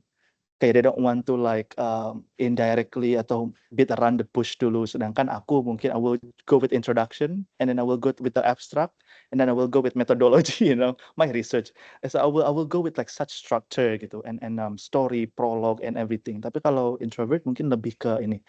Tapi in terms of the communication skills, in general, kita bisa lihat, I think the example is already there. Gaga, Kak Gaga is already telling us that he is an introvert, but he knows how to lead an event and you can host this very well. So I think there is no such significant influence, which maybe I have to look for that, or maybe we can find a research about that.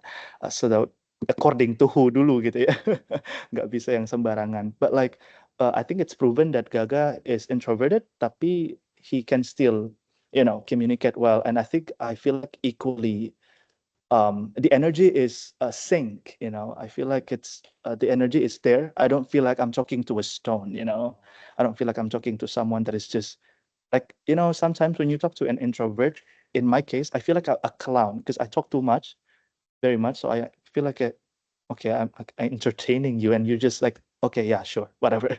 you know. Tapi Gaga don't do that. So in that certain definition and circumstances, maybe we cannot just justify kalau introvert and extrovert itu extroverts better than introvert. Bisa jadi introvert has that certain time and skill yang equal to extrovert the way they communicate. Most of the time, extrovert juga nggak selamanya baik ya. Sometimes they talk too much. And kadang-kadang I face a lot of evaluate myself juga, takutnya I talked nonsense. Sometimes you can talk but there is nothing in it. And those things are something yang aku belajar juga sampai sekarang. Itu mungkin Kak Jeksa. Thank you. Hopefully it's clear though. Oh my God, Kak Fatir. Oke, Yeah.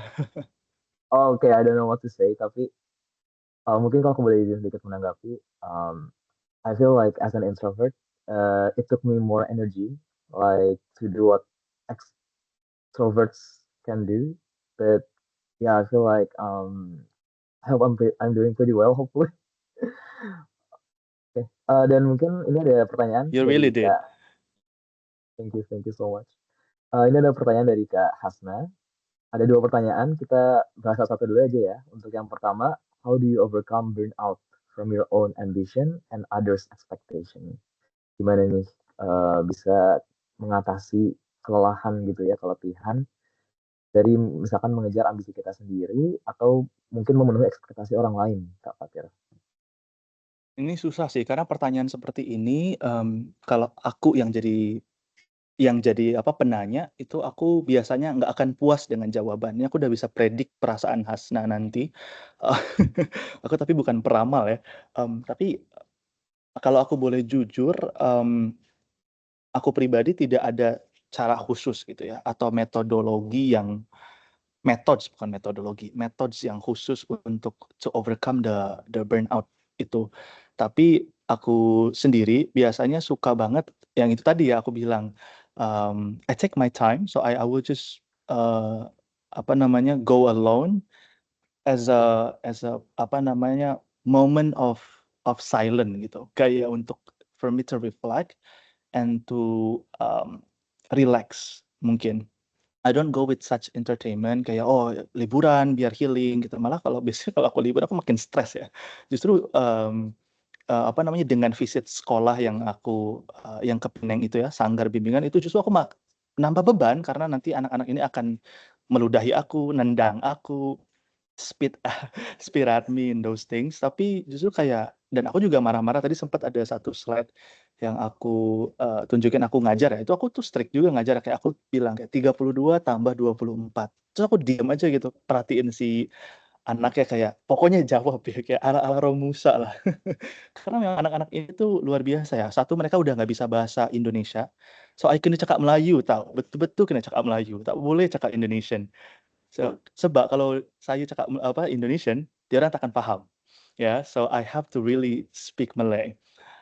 Anyways, ya jadi yang pertama aku biasanya, ke Hasna, aku biasanya reflect, take my time to reflect, itu. Yang kedua, I talk to my parents. I don't know maybe if this, something yang agak sedikitnya bisa jadi push and down factors, 'cause like kalau kita curhat di social media kayak, "Yeah, I talk to my parents." Yeah, I don't have parents. It's like a dark jokes, world nowadays, and the communication is just stuck. So I talk to my parents, thoroughly. Kadang-kadang parents not helping, maksudnya they will judge you or they simply just like, "Ya udah Kak, sholat aja Kak, ya udah Kak, berdoa kepada Allah Kak, banyak-banyak beristighfar Kak," gitu. And I accept that, betul actually, tapi sometimes you just wanted to be heard, you know. Um, Kenapa aku bilang parents, karena parent has no d the actual definition of judgment. Kalau kita talk to our friends, bahkan sedekat best friend pun, judgment is there. You should know that, and in the communication we can apa namanya, predict that judgment is there, even though mungkin they will just control themselves to not having that judgment. Um, itu jadi mungkin take your time and talk to your parents and do what you like. Nah, aku nggak bisa kayak tell what I like to do. Maybe it will inspire a little bit or maybe give you insight, tapi do what you like to do to give a little space for not think about your ambitions and expectation. Itu aja Kak Gagah, mungkin jelas ya, hopefully. Thank you, mungkin kita bisa jump to the next question aja ya, Kak Fatir. Oke. Ketika kamu sudah mendapatkan banyak achievement, apakah kamu pernah merasa stuck atau bagaimana kamu tetap terus belajar dan humble agar terus mengembangkan diri? Kak Hasna aku lagi stuck sekarang nih. Kayaknya Kak Jeksa udah tahu perasaan aku, sekarang aku sering curhat ke dia juga. Aku stuck banget sekarang. Sejujurnya aku stuck banget, makanya aku senang banget bisa, diajak sama TYS, the Young Seekers. Thank you, to TYS, headquarters in Singapore and also TYS, ini ya, apa namanya, chapter Indonesia ya, the branch in Indonesia. I am honored to be here and to be able to talk, to share, karena aku lagi stuck-stuck-nya dan aku bilang ini salah satu I overcome my burnout karena aku lagi skripsian. Sebenarnya di Malaysia nggak ada skripsi, tapi we have like final year project, but it's not skripsi, it's just a research, like a journal research. Um,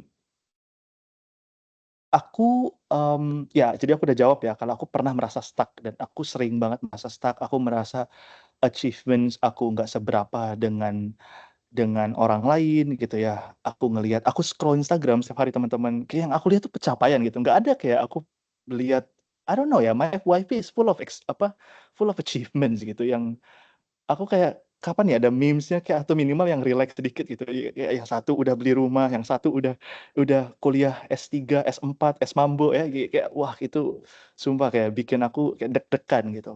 Tapi alhamdulillah mungkin dengan balik lagi ya, bekal-bekal yang akhirnya aku pakai betul-betul, aku betul-betul, jadikan suatu pegangan, ya alhamdulillah tidak jauh lah yang namanya dari insyaallah jealousy atau sirik gitu ya, iri dengki karena or those things yang menurut aku it's negative and it's killing your own self. Kalau yang lain mah grow aja, but the moment you have envy, then you kill yourself by the way. So, bagaimana tetap harus belajar humble agar terus mengembangkan diri. Um, Humble itu nggak ada measurement-nya teman-teman. I think you just need to hold on to your principle. Apapun itu prinsipalnya yang selagi itu baik, kemudian juga you know your moral values, your value, your apa ya sebutannya, ya value diri gitu yang kalian punya, just embrace that, and you will shine at your place gitu. You don't have to shine as others gitu, but shine as yourself. That's spot on. Yep. Hopefully Thank that you so helps. much. Oh, mungkin ini ada 2 pertanyaan terakhir nih Kak Fatir, satu dari Kak Putri Arneta, kemudian yang satu lagi dari Kak Indi Agustin. Mungkin kalau teman-teman yang lain nantinya akan ada pertanyaan lagi bisa reach out to Kak Fatir, boleh nanti di-share kontaknya di akhir mungkin Kak Fatir ya. Tapi ini untuk pertama dari dua pertanyaan terakhir itu ada dari Kak Putri Arneta. Hai Kak, aku sempat ngerasa kalau untuk mulai koneksi sama orang baru itu cukup gampang, apalagi waktu aku exchange di Malaysia. Tapi yang susah itu ternyata justru ngejaga relasinya after going back to Indonesia. Apalagi karena teman-teman exchangeku kebanyakan Chinese dan mereka nggak pakai aplikasi sosial yang biasa aku pakai. Jadi mereka mungkin nggak pakai WA, nggak pakai Instagram. Jadi gimana sih untuk menjaga hubungan lintas budayanya dan platform itu apakah butuh pendekatan yang berbeda atau enggak ya Kak? Ada tipsnya enggak? Okay, thank you banget, Kak Putri Arneta. This is a very great question. I think you already define what intercultural communication is, and you're already in the bowel of intercultural understanding. You already kayak identify kalau misalnya teman kamu ini berbeda, your relation has differences gitu ya, in terms of kayak platform use gitu kan, as simple as small as that. Kayak orang-orang our Chinese friends, they usually use misalkan WhatsApp, WhatsApp kan kalau ya, because my Chinese friends use WhatsApp here, but anyways, and then kayak more to Insta atau our Korean friends they use what do they use? Line? No, Line is Japanese, right? Are they using WeChat kayak gitu-gitu kan? Yeah, Kakao Talk, stuff like that. Those things. So you identify already the perbedaan. Now, in order for you to preserve that, in order for you to maintain the relationship, it's not easy at all. Dan I have to be honest with you, I think Jaksa and Kak Gaga juga kamu pernah ke Amerika kan? So maybe you can tell how hard it is to keep up with the connection to, and at some point you will feel like, oh okay, I think we're no longer have that certain connection. Maybe during the event, during the moment tuh, okay, we're close, we're friends. You're from America, I'm from Indonesia, we're friends. But then suddenly when you go back to your own home country, kayak akhirnya jadi kayak asing lagi gitu ya. Memang hubungan distan itu sangat susah ya teman-teman. LDR itu susah ya, LDR itu sangat susah ya. It's a very hard, I think ya, konteks gitu. Oke, kalau aku pribadi, it's too much. Anyways, kalau aku pribadi, Kak Putri, yang pertama, I will try my best to keep up with something yang mungkin just to keep ahead in the relationship. In this particular context ya. Contoh kayak mungkin kamu bisa send meme, sekarang kan ada send reels, those like trend and tradition within the social media society kan, kayak we send reels to our close one. Mungkin that could actually help to keep your bond, and relationship and the communication, and from there maybe from the hooks you can come up with such. Or kalau kamu tipikal yang serious, maybe you can send up some things, event, or even sharing tentang hal-hal yang um, yang kalian perlukan. Contoh aku sama Jeksa, walaupun kita udah jarang ketemu, we've been friends for such a long time, tapi I will come to her and I said, Jex, kayaknya aku perlu deh referensi poster research buat seminar misalnya. And if Jeksa bisa bantu tuh, ya dia akan bantu. Dan from that tuh aku jadi akhirnya come up lagi with something gitu. At least kayak, oh tanya kabar or whatever. So it doesn't have to be every day, tapi at least you are there gitu, still keep up with something. Mungkin itu simpelnya karena kamu mentionnya tentang media ya. Um, Pendekatannya sebenarnya nggak ada yang berbeda karena harusnya kalian tahu ya pendekatannya seperti apa karena kalian sudah bertemu dengan orang tersebut gitu. Walaupun kadang-kadang karakter orang beda di sosial media dengan di in person. Mungkin nanti bisa dicoba dulu kalau misalkan dengan bertanya, terus jangan malu bertanya, kayak kalian perlu research nih tentang, aku punya teman di Thailand, dan aku sekarang lagi research tentang, aku lagi analyze movie di salah satu film Thailand. Jadi akhirnya aku tanya sama dia, yang sudah 7 tahun aku nggak pernah kontak, gitu. Yang kedua, aku mau ngasih kayak, you have to bear with such situation ya. Karena banyak juga teman-temanku yang di US akhirnya unfollow aku. Mungkin Kak Gaga dan Kak Jeksa juga mungkin mengalami itu, we never know. Kayak tiba-tiba unfollow aku dan aku realize, kok dia unfollow ya. Dan itu kita harus accept itu. Berarti ya memang mereka merasa tidak cocok gitu. Walaupun kita merasa kita cocok dengan mereka. Karena value-nya sudah tidak ada lagi yang mereka bisa mungkin topiknya udah nggak ada yang lagi yang bisa diobrolin gitu kan, terus nggak ada lagi hal yang interestnya sama. And sometimes kayak kebetulan aku di my social media I really voice out about I tried to voice out about Palestinian rights. So mostly my American friends that has a different thoughts on it, itu dia akhirnya unfollow aku, bahkan block aku, and report my account and stuff like that. But I didn't mind it. Kayak I will keep going with what I do, and if you want to do something with what you do, then it's okay. Kalau in Islam we have what you do is what you do, and what I do is what I do. Basically, that's the tafsir of surah Al-Kafirun. So, ya mungkin itu sih ya, Kak Putri. Hopefully it helps ya. But hopefully you can maintain the things. Karena if you can maintain, it would really be great. Yeah, the relationship though, it's already good. One last question untuk our session today, Kak Fatir. Selama menjadi communication student, public speaking itu asal kekuatannya dari mana sebenarnya, Kak? Apa betul lebih ke teknik dan kejujuran? Kenapa ya? Ini ada dua ya. Yang pertama adalah yang you made it up, kayak betul-betul it's not you made it up like you mengarang gitu ya, tapi betul-betul a setting. So it's like mungkin Kak Gaga bisa jadi example lagi, sorry ya Kak Gaga jadi example terus. Kayak Kak Gaga ini kan introvert ya, terus dia nih punya setting, punya mode yang bisa dia turn on, kayak turn on mode public speaking, bisa confident talking in front of people. Nah itu ada juga yang satu lagi yang memang kayak I don't want to say bakat, karena public speaking is something that you can train. It's not a talent. It's not something that you were born with this. Kayak I feel like waktu aku kecil juga aku nggak bisa ngomong di depan orang. Aku kalau ngomong, kalau pegang mic ini dia kayak bergetar ya. It's like you're shaking and stuff. But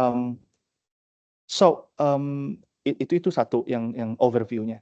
Yang kedua, kalau asal kekuatan public speaking itu, to me it's a mix of both. Ya, it's a mix of both. Dari teknik, karena kita juga nggak yang kita harus belajar juga, maksudnya etika dalam wicara publik gitu ya, atau public speaking. Kita juga harus belajar apa namanya, banyak sebenarnya public speaking ini involve psikologi, involve kayak broad knowledge lah. It's like a mix of a lot of knowledge. Karena kita benar-benar harus maintain audience kita, misalnya biar nggak ngantuk. Kemudian teknik engagement, persuasif teknik, dan lain-lain. Jadi teknik itu penting, tapi juga kejujuran juga penting. Karena banyak juga ada momen di mana kayak aku pribadi ya, along the way, aku pernah have an experience where you just talk and I just don't get what you say. Atau kayak karena kita mungkin kadang-kadang kita nggak bisa, again we cannot just judge the audience tuh kayak orang yang nggak tahu apa-apa gitu. Bisa jadi among the audience, I mean now we have our one of the delegates from Young Seekers in Singapore that probably has a better experience than me. Yeah, if I talked about something yang kayak mungkin in her area misalnya, terus tiba-tiba dia kayak and she suddenly like, oh no, that's not it. What are you talking about? So penting banget genuineness, honesty dan kejujuran itu penting. Lalu kenapa alasannya? Karena mungkin tadi sedikit udah dibahas, karena ya kita kalau kita ngomongnya nggak jujur, the topic that we talked about is sebenarnya kayak fake topic atau mungkin false information. Mungkin nanti dampaknya ke kita sendiri ya, to our own reputation, juga impression orang-orang juga nantinya jadi kurang, mungkin credibility juga jadi menurun ya Kak Indi. Jadi penting sekali a mix of both of teknik, kemudian juga kejujuran. Public speaking itu juga ada banyak jenisnya dan kategorinya dan juga stylenya ya. Jadi depend on the style. Kalau sekarang ini kita lagi kayak Kak Gaga lagi hosting such webinar yang mungkin atmosfernya casual, nggak yang harus kayak dengan protokol, dengan such rulings and stuff, itu mungkin kayak yaudah kita ngobrol biasa aja. Even the languages kita campur-campur, which actually it's unethical sebetulnya. I have to say, kalau dalam bahasa itu kita kalau campur-campur it's unethical, but sometimes it's okay gitu in some certain situation. I hope that helps. Yeah. If I'm not And answering, sorry ya. no, it's great. It's great. Thank you so much, Kak Fatir. Thank you so much for the great insight. Thank you very much Thank you so much for the conversation. Terima kasih banyak sudah menjadi speaker kita di talk show ini, di Speakers in Dialogue ini. Aku juga mau bilang bahwa first of all, I'm sorry for being a bit rude that I have not introduced to everyone. We have the Young Seekers co-founders in our Seekers in Dialogue today. We have Kak Zixin and also Kak Shion with us. Mereka berdua adalah co-founder the Young Seekers. Both of them are based in Singapore. And we are so happy to have you with us today. Sorry for not introducing you earlier. Dan dengan begitu, aku tutup dulu Q&A kita kali ini. Terima kasih banyak yang sudah bertanya. Mohon maaf mungkin kalau misalkan ada yang ingin bertanya tapi belum mendapatkan kesempatannya. Hopefully bisa reach out ke Kak Fatir. Mungkin Kak Fatir bisa sharing apakah ada a way for the participants to reach out to you.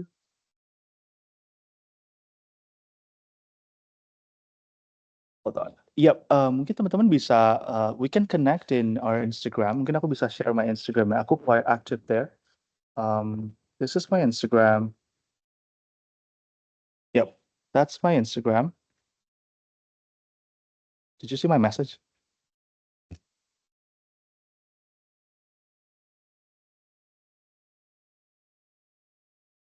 Hold on. Mungkin dari teman-teman operator boleh dibantu share link kayak Instagramnya Kak Fatir juga ya ke chatroom. Oke, jadi Yep. teman-teman bisa langsung direct message aja ya, bisa DM langsung ke Kak Fatir aja kalau punya pertanyaan lebih lanjut gitu ya.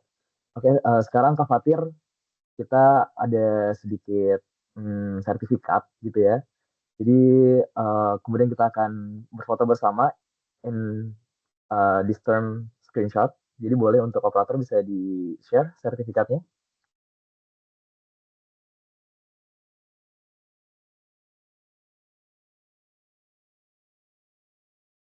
Fatir, again, I have to say thank you so much. Aku mewakili banyak sekali teman-teman partisipan, sangat mendapatkan banyak sekali inspirasi, insights baru, ilmu baru. Mendengar pengalaman Kak Fatir, kami selain terinspirasi, kami juga terharu. Jadi sangat berkesan sekali pastinya untuk kami. Di sini ada Certificate of Recognition, Kak Fatir. Aku mau izin untuk kita posting untuk ini ya. Okay, I will take a screenshot now. 3, 2, and 1. Okay, great.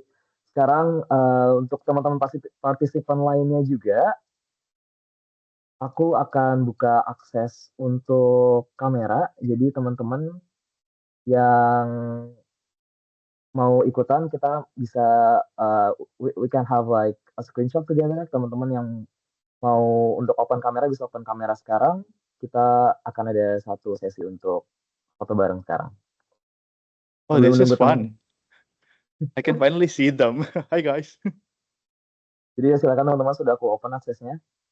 Juga untuk also for everyone, jangan lupa bahwa teman-teman bisa share bagaimana pengalamannya mengikuti Seekers in Dialogue ini, mengikuti talk show ini, share di story kalian. Tag us, don't forget to tag us. Also please Kak Hana mungkin nanti bisa share link untuk feedbacknya ya Kak Hana. Jadi teman-teman gimana, ada yang bisa berfoto bareng? Oke, boleh minta tolong operator untuk screenshot. Ini teman-teman audiens juga boleh sambil di screenshot juga supaya bisa diposting di Instagram so that you guys can get GoPay. Sama jangan lupa diisi feedbacknya ya kakak nanti supaya bisa dapat sertifikat. Aku bisa dapat GoPay juga nggak Kak ya? Kakak Aku bakal mau? post juga. Aku mau post juga di Instagram nanti. Okay, I will hit the screenshot now. In 3, 2, 1. Another one. 3, 2, 1.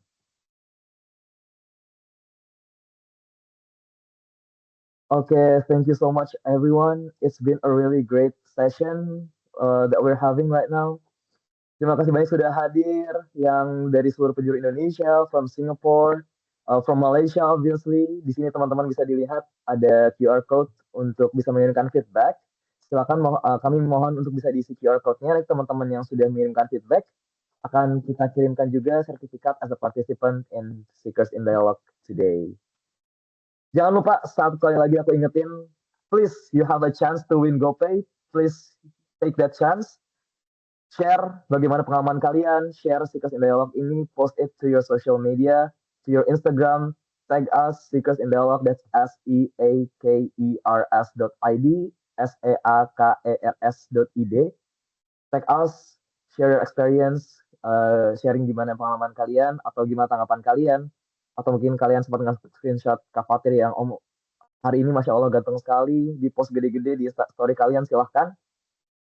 And get a chance to win GoPay from us. Terima kasih banyak semuanya, saya Gagas sebagai host today. Mengucapkan terima kasih juga mewakili teman-teman di Young Seekers Indonesia yang lain dan juga di Young Seekers in general. Pada Kak Fatir sekali lagi terima kasih. I hope you have a good rest of your day everyone. Have a good Sunday, have a good weekend. Semua orang semoga dilancarkan aktivitasnya, juga dilancarkan semua usaha dan semua impian-impian agar mudah untuk digapai. Thank you and hope you're having a good weekend. See you in the next Seekers in Dialogue, in the next event. Hopefully we'll meet again. Terima kasih Thank you semuanya. semua. Jangan lupa diisi feedbacknya supaya dapat sertifikat.